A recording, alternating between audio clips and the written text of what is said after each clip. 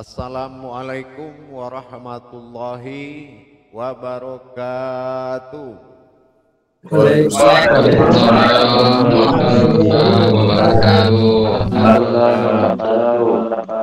Alhamdulillah, alhamdulillahi rabbil alamin. Assalatu wassalamu ala asrafil anbiya'i wal mursalin Sayyidina wa maulana Muhammadin sallallahu alaihi wasallam. Ashhadu an la ilaha illallah wa ashhadu anna Muhammadar Rasulullah. Allahumma sholli ala Sayyidina Muhammadun musyabihil wal ikram ya wal jalila wal ikram wa tahirin wal mujahidina amma ba'du ibadullah wa ittaqullah.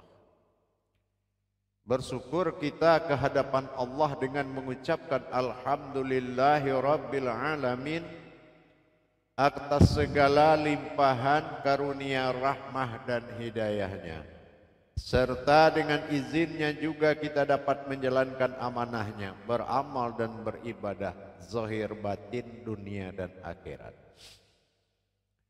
Bersalam kita tak akan terlupakan, marilah sama-sama kita sampaikan kepada junjungan kita Nabi Allah Nabil Akhirul Zaman Rasulullah Muhammad sallallahu alaihi wasallam. Atasnya kalimahnya kita kalamkan bersama-sama dengan membacakan Allahumma sholli ala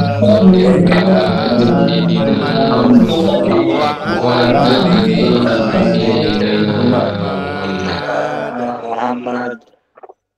Jamaah grup 4 yang dirahmati Allah rahimakumullah.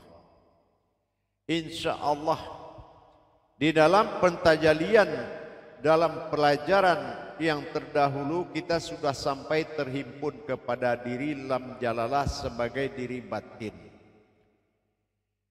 Sebagai diri batin yang kita dapati sebagai wujud, diri wujud dari Allah Subhanahu wa taala yang dinobatkan menjadi diri keakuan untuk menjalankan ketuhanannya kepada sekalian alam. Ini menjadi garis bawah tujuan daripada diri keakuan yang disebut diri ketuhanan. Diri ketuhanan ini telah dijabarkan di dalam surat Al-An'am ayat 165. Sesungguhnya diberikan kekuasaan untuk berkuasa dan dibekali dengan derajat untuk memimpin seluruh makhluk dan alam dan mentertibkan alam ini. Kenapa ditertibkan alam ini?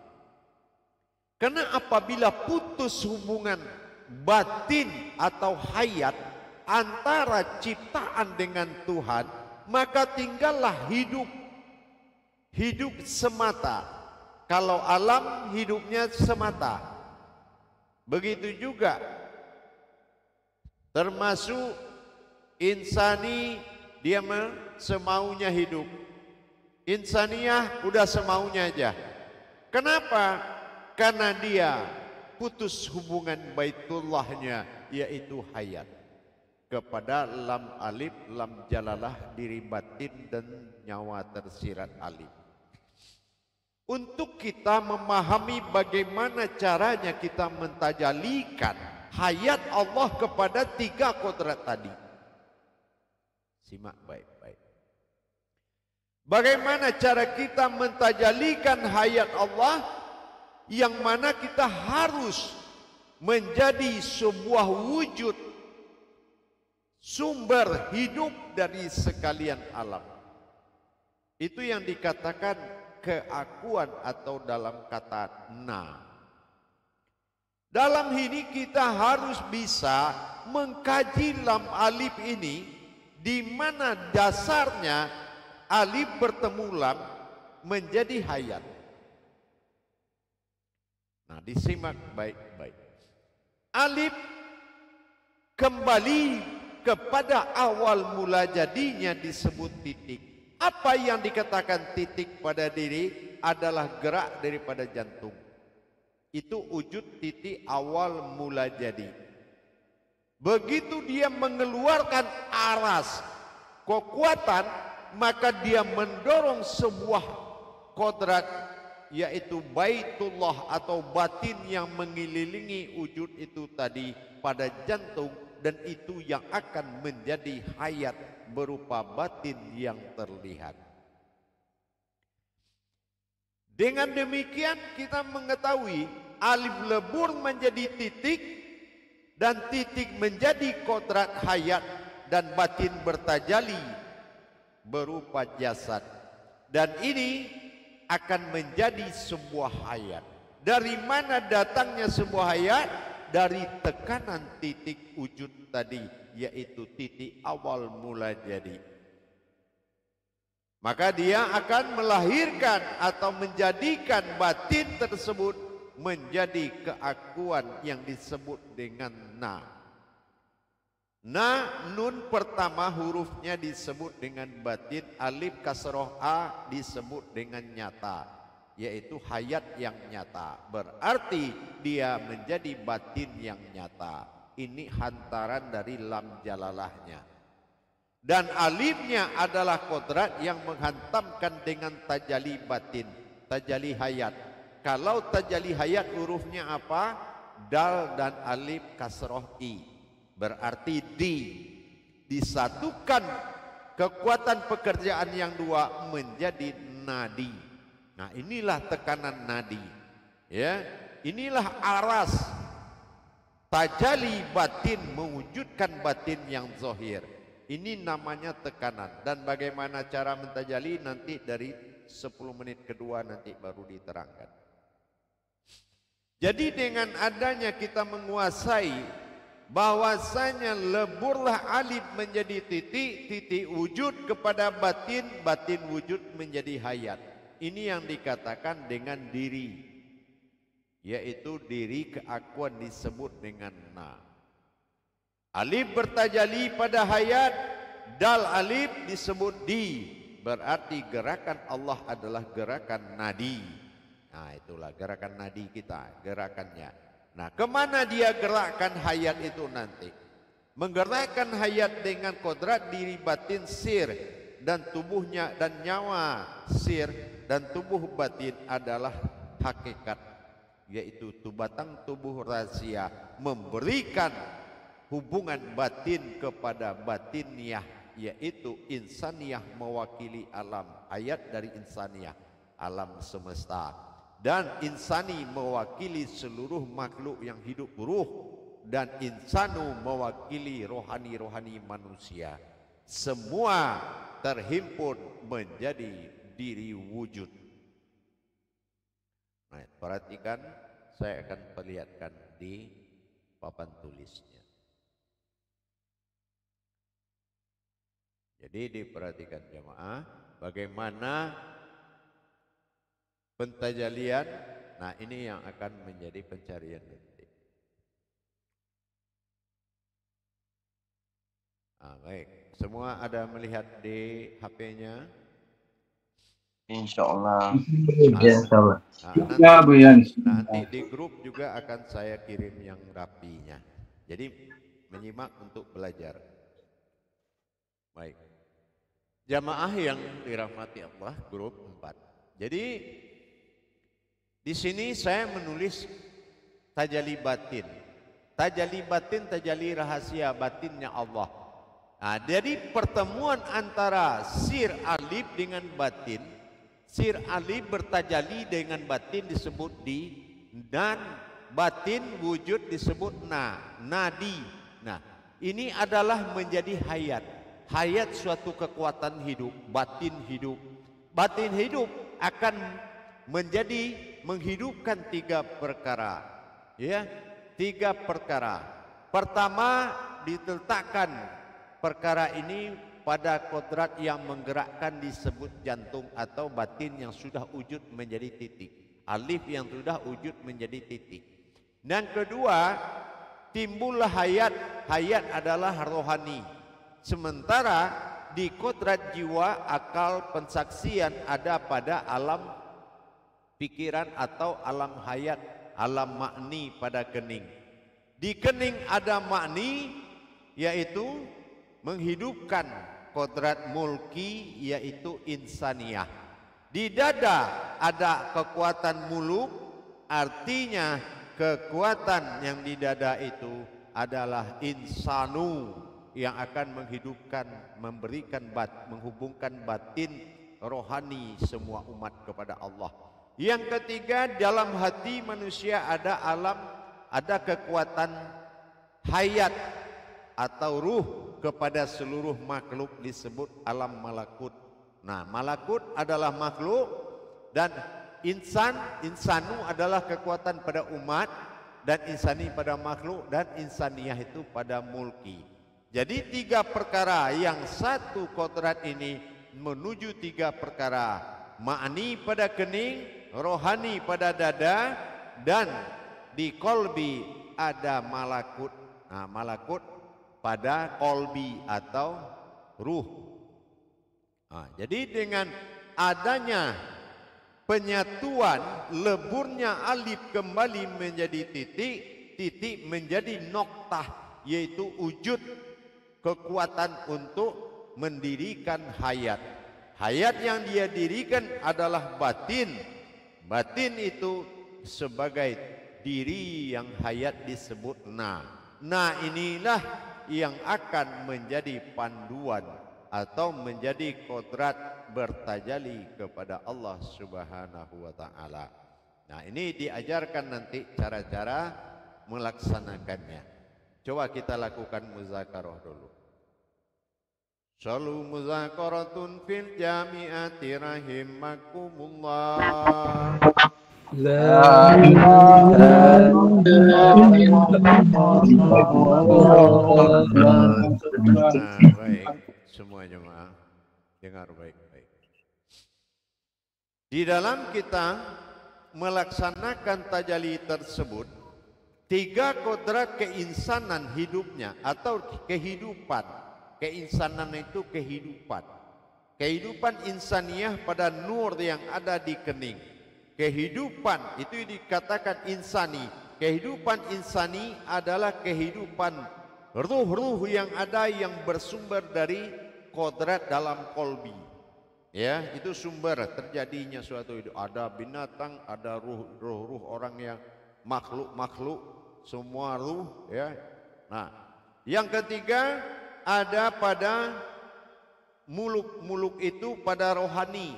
Nah, di rohani itu nanti akan dikirim suatu kodrat yang disebut dengan hayat ruhani, hayat muluk. Nah, hayat muluk, jadi nama batinnya muluk. Kalau alam itu nama batinnya mulki. Kalau ruh itu nama batinnya malakut. Nah, nanti di dalam tajalinya berhadapanlah diri sir dan berkodrat batin ini. Wujud hilang, maujud hilang, tinggal wujud. Nah, wujud ini akan bertajali memberikan kekuatan batin kepada tiga kodrat batiniyah itu. Nah, ini akan diajarkan tajalinya setelah 10 menit lagi. Ya. Nah, jadi seperti itu tajalinya. Jadi dengan leburnya alif kepada titik, titik adalah aras yang menggerakkan batin, batin yang menjadi hayat, hayat yang akan menjadi kehidupan, yaitu kehidupan sambung batin. Kalau orang bilang sambung rasa, sambung batin antara batiniyah dengan batinu, ya, batinku dengan batiniyah. Nah, inilah yang akan diamalkan nanti setelah ini. Baik, silakan kalau ada pertanyaan.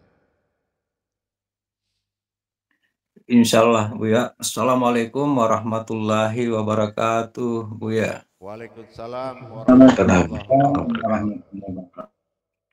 Alhamdulillah, pada malam hari ini kita sudah menuju puncak untuk keakuan atau naknya dalam tajalli batin materi kita malam ini. Dalam rangka untuk menuju hal tersebut, tajalli batin, mohon untuk saudara-saudaraku sekalian, para jamaah, bila mana ada hal yang dijelaskan Buya tadi ada hal yang kurang jelas, mohon dipertanyakan dalam musakarah kita ini. Silakan para jemaah. Silakan bagi yang ingin bertanya, waktu dan tempatnya dipersilakan.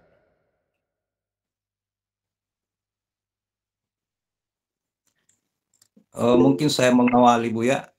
Ini ada siapa nih, Pak Badrun?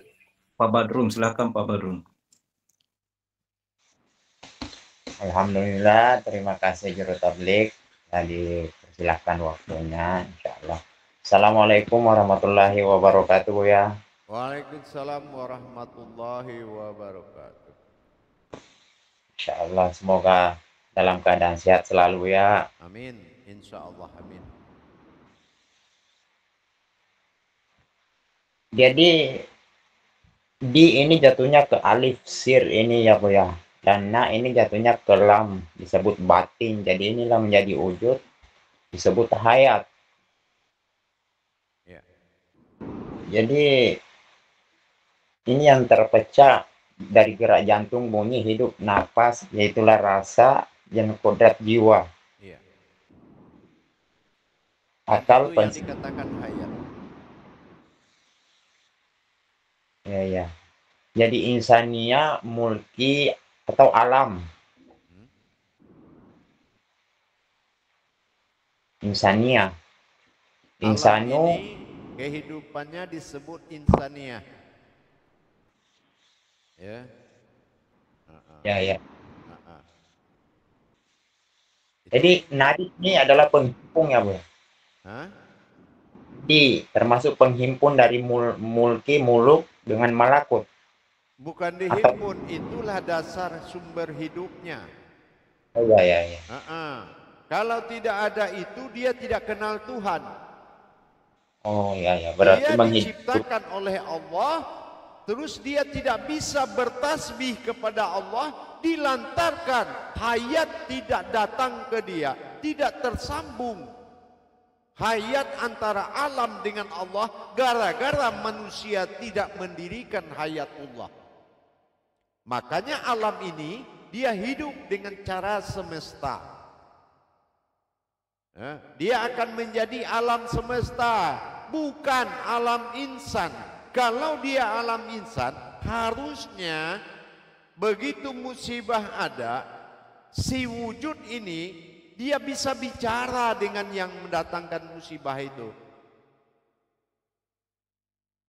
Tapi kenapa jangankan bicara dengan yang insaniah, malah dia lagi yang menjadi makhluk insaniah. Nah ini kan jauh lebih parahnya.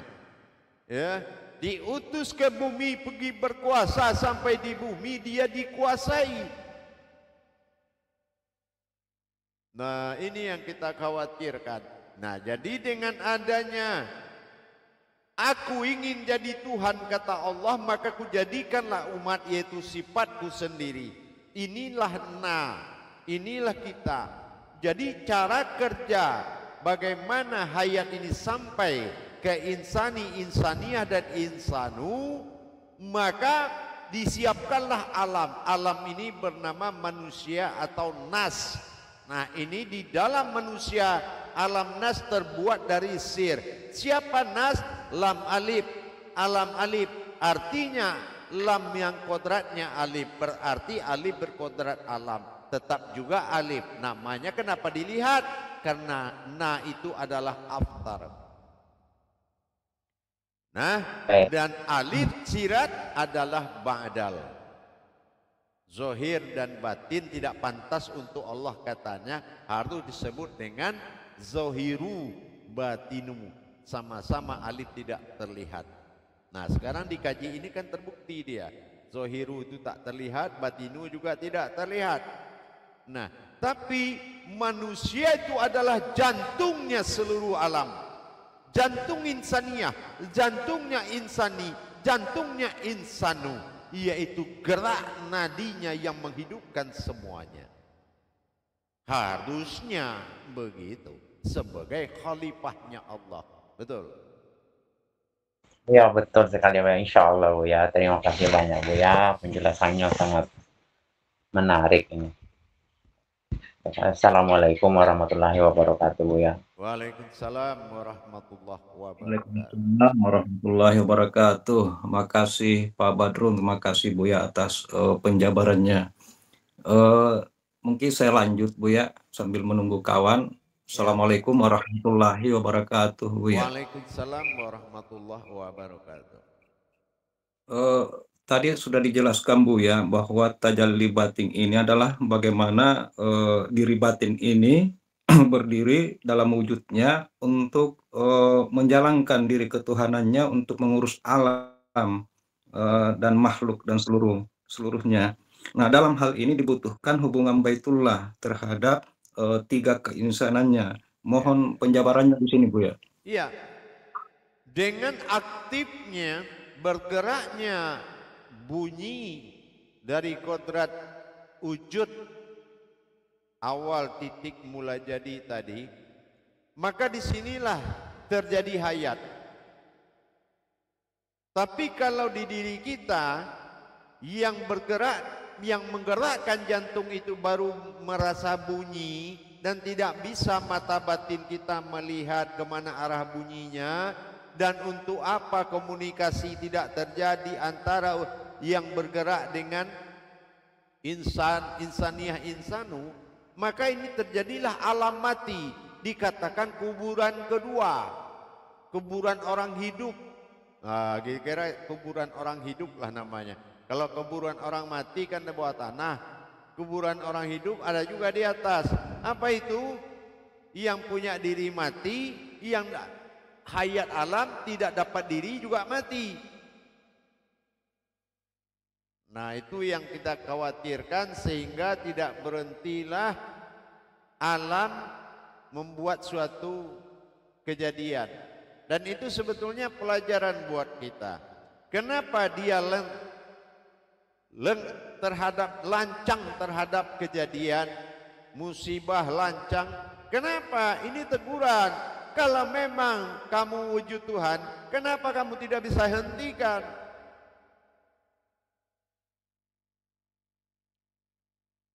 Ini martabat Allah di diri kita. Jangan jadi makhluk sampai di dunia ini, tapi menjadi hamba, menjadi sifat, menjadi wujud bagi Allah untuk mengatur semua alam ini. Ini yang diminta sama Allah. Di surat Al-An'am ayat 165. An'am ayatnya aja sudah zahir batin. Berarti ditujukan ke kita. Gak mungkin seekor hewan memiliki zahir batin. Tidak pantas kalimat itu untuk kita. An'am tidak pantas untuk mereka. An'am itu pantasnya untuk manusia. An batin yang berdiri, am batin yang terlihat. Kan gitu. Nah, berarti surat itu untuk kita.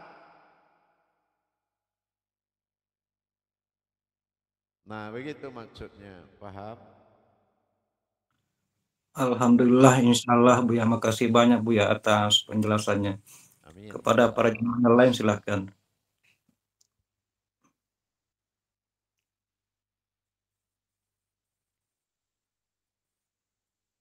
Begitu manusia. Kita jangan sekali-kali menjadi makhluk seperti yang dialami insani tadi kan. Nah, itu akan bisa merusak, ya, yang akan bisa merusak kehidupan, ya, itu merusak kehidupan namanya, gitu. Mohon izin Bu ya, ada satu lagi Bu ya yang perlu saya pertanyakan Bu ya. Ya, silakan.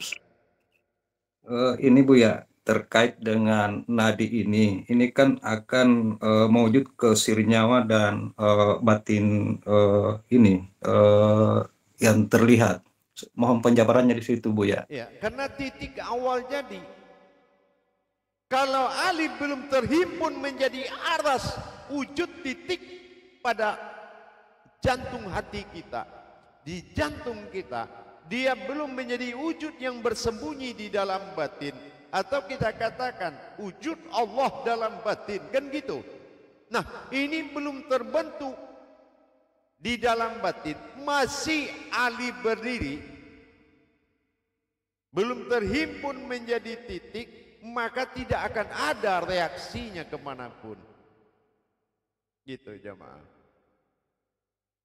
Tidak akan ada reaksinya. Paham? Alhamdulillah Bu ya, insya Allah. Ya. Insya Allah. Ya. Jadi kalau kita mengikuti apa yang diminta oleh Allah, harusnya sudah bisa hayat, menjadi sebuah hayatullah gitu. Tapi nyatanya kita jadi makhluk juga di dunia ini. Ya sudah, hukum alam berlaku ke manusia, malu kita karena kita wujudnya Allah. Tapi bagaimana bisa malu lagi? Memang nyatanya tidak hayat Allah, tidak berdiri hayat Allah untuk keinsanan tadi. Tidak berdiri, kayu tidak kenal kita, batu tidak kenal air, tapi angin tanah enggak kenal kita. Betul enggak?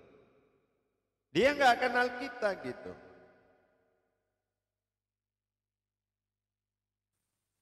Iya Bu ya, berarti tadi ini Bu ya, waktu kita himpun ke dalam Baitullah, mereka terhimpun semua Bu ya. Iya.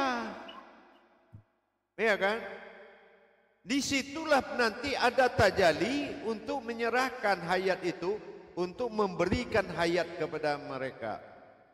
Ya, disitulah baru ada pemberian hayat. Bagaimana kita mentajalikan kepadanya?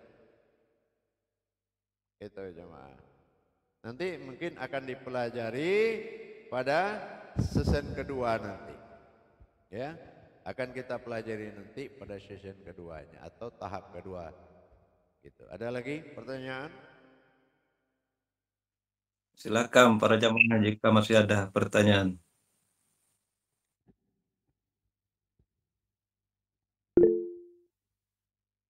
Silakan Pak Imam Nasir. Terima kasih Ibu Tablik. Assalamualaikum warahmatullahi wabarakatuh ya. Waalaikumsalam warahmatullahi wabarakatuh. Semoga Buya tetap sehat selalu, insya Allah, amin. Amin, insya Allah. Ini Buya, berarti apapun kejadian di alam ini Buya, yang bertanggung jawab tetap manusia Buya. Ya, karena dia betul sekali. Karena kita yang ditunjuk menjalankan ketuhanan Allah di muka bumi ini, yaitu disebut khalifatullah. Tapi mana?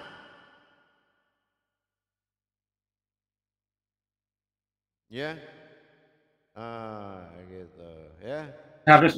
Harusnya kita malu sama alam Bu ya. Harusnya, ya, dia harusnya menyembah, dia sujud dan dia menghargai. Malah dia timbun pakai tanah, dia bawa kabur pakai air banjir, segala macam. Itu Allah memperingatkan, kamu utusanku apa makhluk?